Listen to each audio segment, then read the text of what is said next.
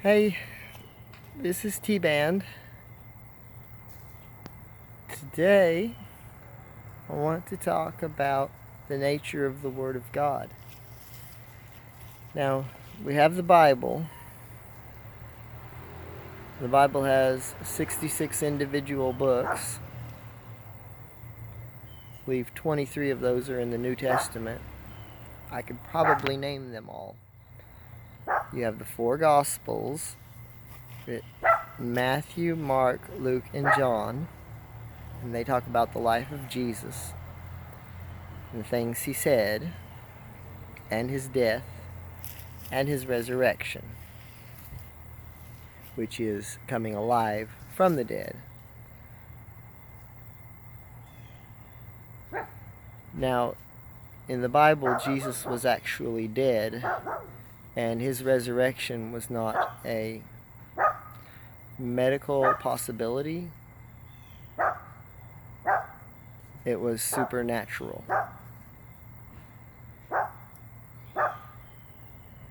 And it may have been that it was accomplished through the power of God, and maybe by Jesus' own power.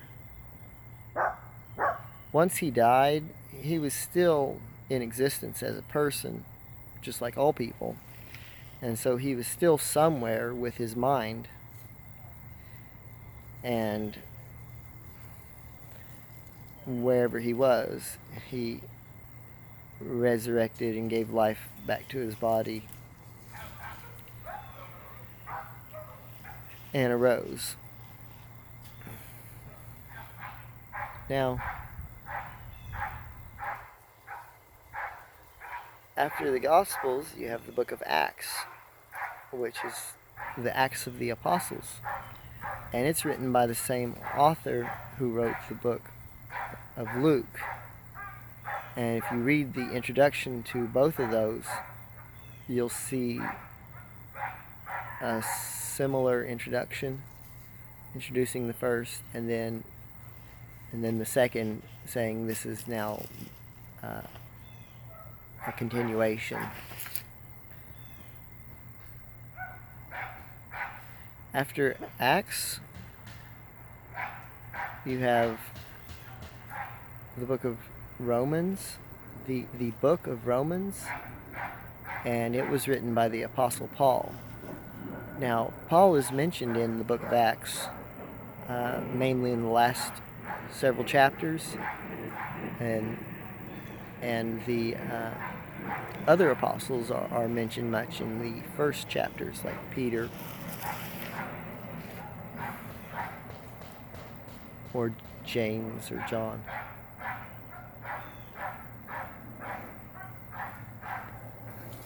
But the Apostle Paul had a special ministry that may have actually been foretold in Old Testament books. He said of himself in later in an epistle,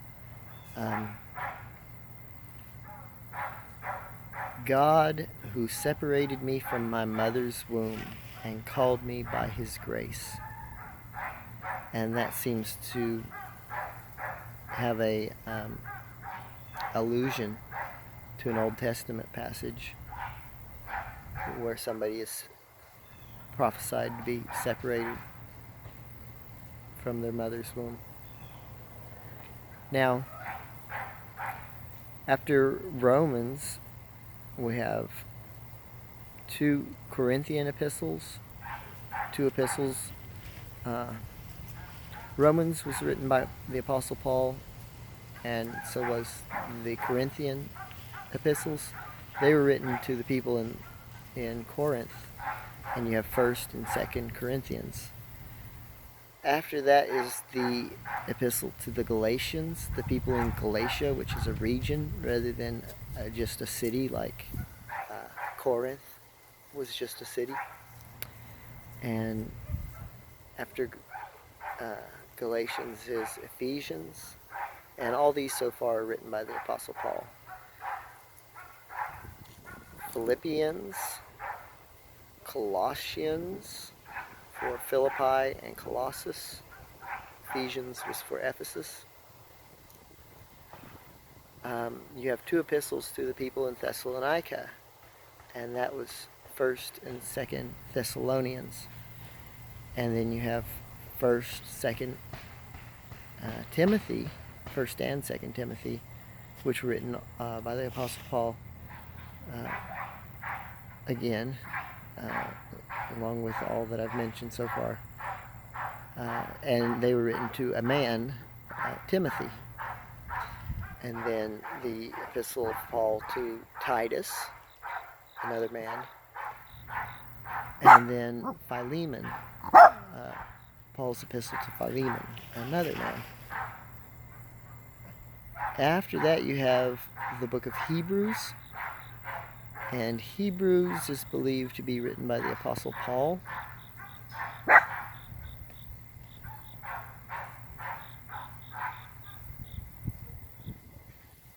After that, I would say James, which is written by James. Maybe not the Apostle James from the 12 disciples that Jesus called apostles, but James, the Lord's brother, so a son of Mary and Joseph.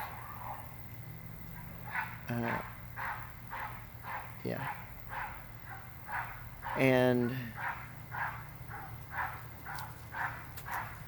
a Christian that ended up believing in Jesus. And his book, the book of James, begins by saying, James, to the 12 tribes which are scattered abroad, greeting. And this epistle may have been copied and delivered to multiple sets of people all over the world. And since this was addressed to the 12 tribes which are scattered abroad, it may have been specifically for the tribes of Israel. And that would seem to indicate that the tribes of Israel were known and knew themselves. But if not, the early church apostles and prophets had divine assistance, and they could have located the 12 tribes which were scattered abroad. Some of the tribes, or some portions of the tribes, may have already been returned to what we call the Holy Land, to the land of Israel, and they would have had quick access, early access to the gospel. After James is the 2 epistles of Peter, 1st and 2nd Peter, and then Jude, 1st, 2nd, and 3rd John. These are written by the same author that wrote the Gospel according to St. John. And then Jude, written by Jude, the Lord's brother, I believe. And I'm not sure about with James. There were 2 Jameses in the early church. And in one chapter, one James dies by Herod having him killed. And then Peter's taken captive, but Peter's gotten out of his prison or jail by an angel. And when he goes back to the disciples, he tells them to tell James that he's free, which kind of introduces a new James on the picture, who would later be an important person in the church at Jerusalem and participate in a certain decision that was made to after Paul had been a success and returned to back home, then Paul went to the church at Jerusalem, and James weighed in on whether it was okay for the Gentiles to not have to keep the law. And there were a few things that the Gentiles did have to keep as ordinances. I could enumerate them. Probably there's 3 or 4.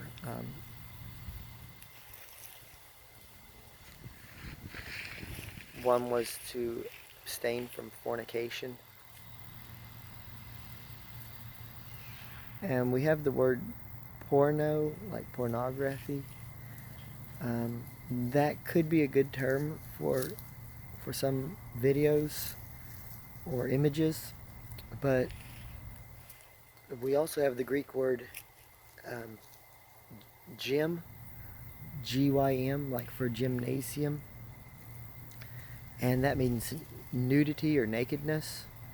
And some of the images that we call pornography might be better referred to as gymnography, if it's just images of naked people.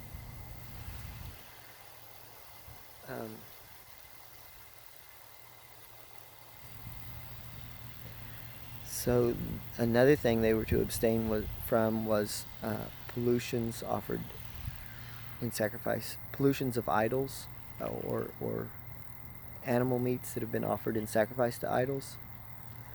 And there's some study that needs to be done there as to how important that was, because idols are nothing, but there are devils that are that things are offered in sacrifice to when they're offered in sacrifice to idols. And it's not, there may be something bad about fellowshipping with devils through eating that food.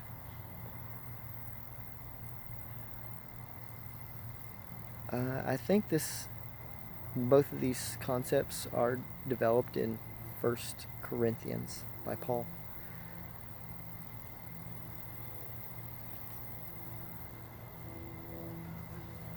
Another thing they were to avoid was blood, so not to drink animal blood or eat it in the meat.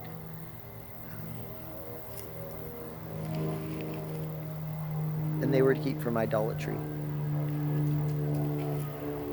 And at that time, you had idolatry in normal society like you don't see today.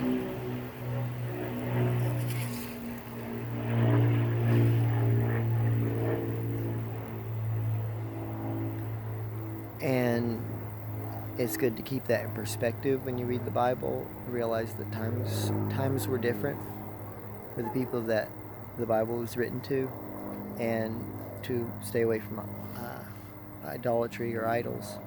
The service of idols is something that they actually had to contend with in a way that we don't. Now, after James, after Peter, we have, or after John, 1st, 2nd, and 3rd John, we have Jude, and it's very similar to 2nd Peter. Like, there's a lot of the same themes, but it's shorter.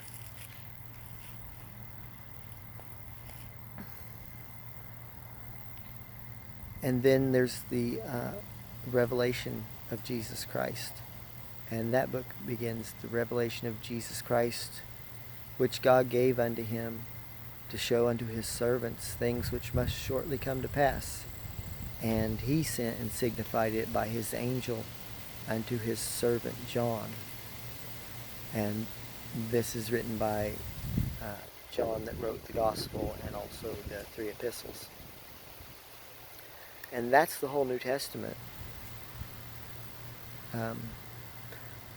It's called the New Testament Canon, which is the collection of books that are used for putting in the Bible in the New Testament portion. Now, there were other writings, I'm sure, that were made by the Apostle Paul or other Christians that would be considered the Word of God by the people living at that time. I believe there's a passage, I know there is a passage in the last chapter of Romans, and in it the Apostle Paul writes that a certain something is according to the revelation of the mystery.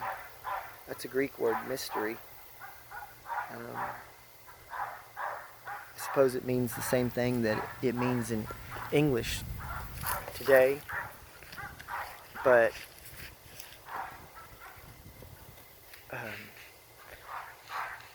a mystery can be a mystery for a long time and then be revealed and made plain where everybody knows what it was that was hidden, and then it's referred to, as it is here, the revelation of the mystery.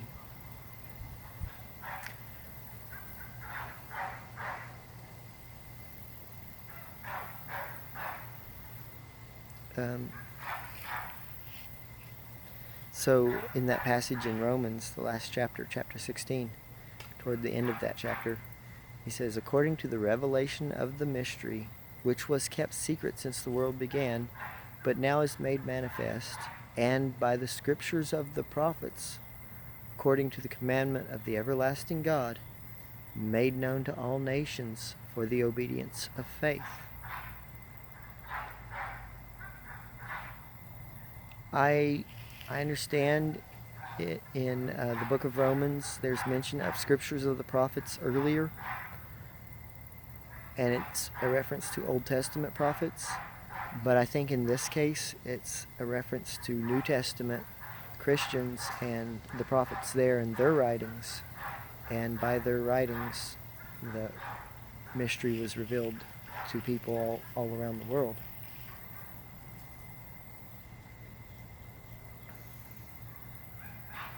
And that would have been done through the empowering of the Holy Spirit, and it would have been Scripture, and if we had lived at that time, we would have recognized it and honored it to the same extent as we now honor the 23 New Testament books that we have.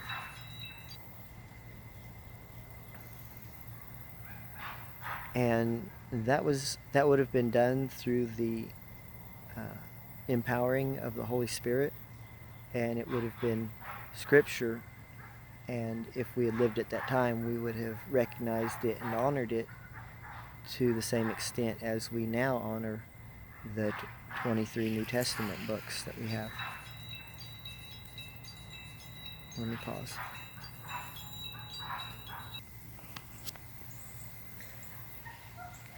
You see often in, for example, the book of 1 Thessalonians, mention of the Word of God, and it's not limited to the New Testament books of the Bible.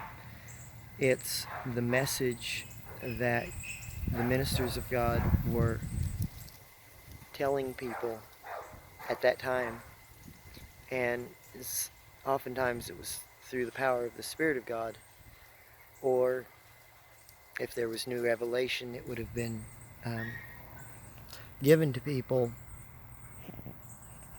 so that they know things they would not otherwise know, and then when they tell them other people what they've been shown, then that's prophecy, and it deserves regard. It deserved the regard of those who heard it, and if we were there, or if we had it now, it would deserve our high regard. It's to the same extent as any of the other New Testament books that we have in the canon.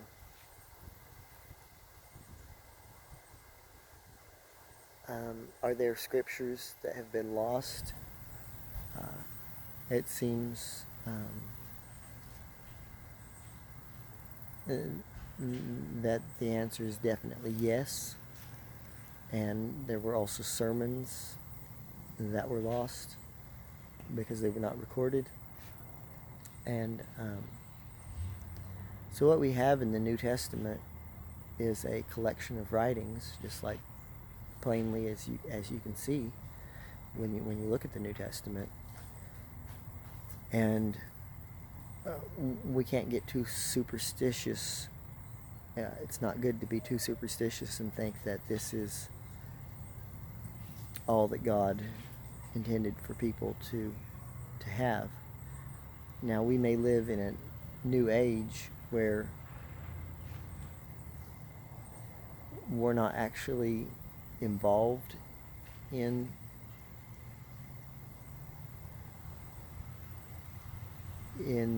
the church to the same extent the first generation Christians were, and so we don't have the same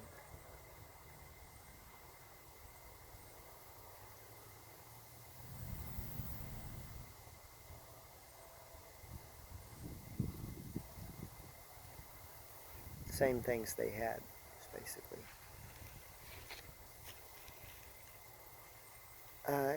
If there were scriptures that were uncovered or recovered through archaeology, first it would have to be determined that they were not frauds, like either recent frauds or ancient frauds, and then also it would have to be determined as to whether they were sincere or not, and truly equivalent to the New Testament writings that we have now. And if it was determined to be so, either by individuals or by groups, then Bibles could be changed and printed again to include more than just the 66 books of the Bible.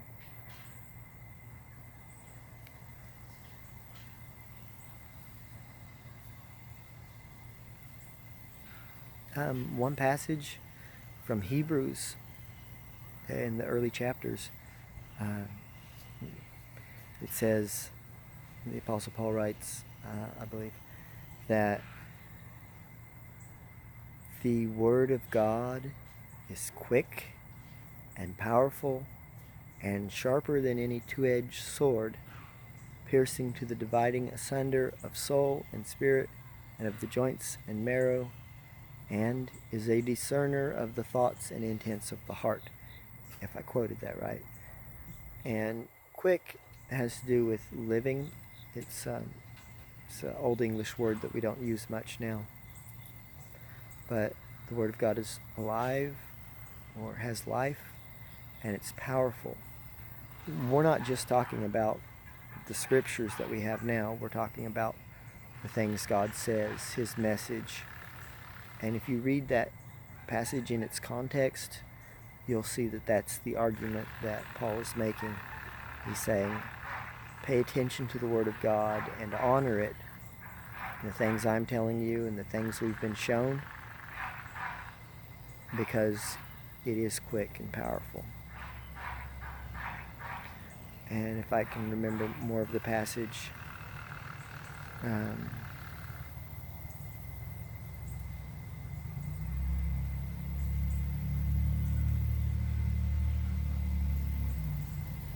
neither is there anything that is not manifest in His sight, but all things are naked and open to the eyes of Him with whom we have to do. That's just incidentally that I wanted to mention that.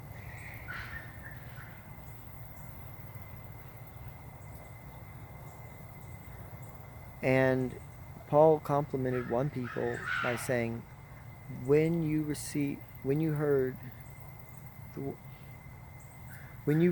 the word of God which you heard from us, You received it not as the word of men, but as it is in truth, the word of God.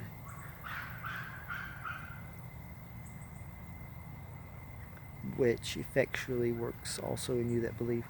Unless that's from a different passage, maybe in Ephesians, I'm not sure. But we're not talking about the written scriptures there that we have in our Bible. We're talking about the message that Paul brought, and some of it would have been prophecy.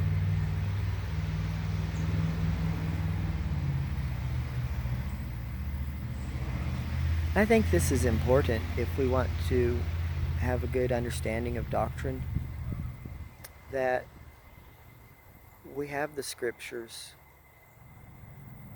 We have some of the scriptures, and we have some of the Word of God.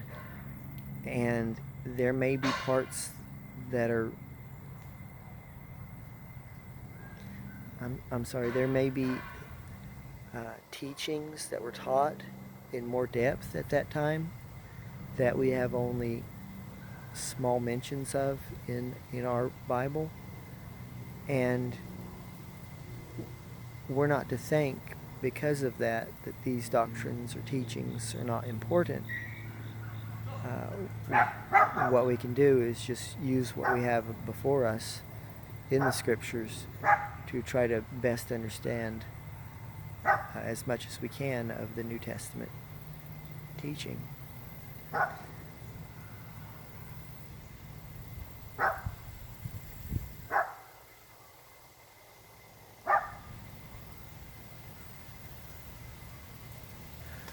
And that will help with our understanding and formulation of